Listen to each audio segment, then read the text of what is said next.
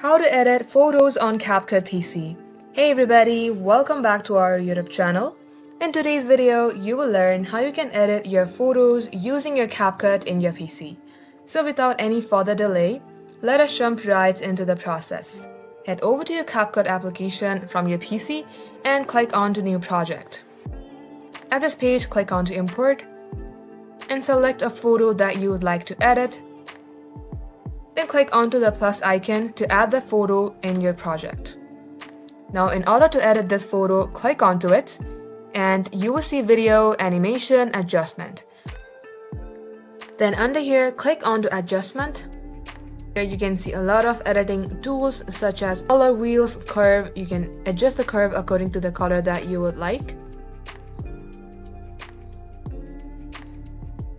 Under HSL, you can also select the saturation and brightness of the image. And if you have multiple photos, you can click on to Apply to All.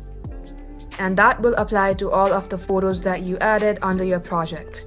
Now, in case you are satisfied with your editing, click on to Export on your top right, and this is how you can do it. Thank you for watching the video till the very end. In case it had helped you in any ways, then do like and subscribe. We hope to be back soon with more tutorials like this. In the meantime, stay updated.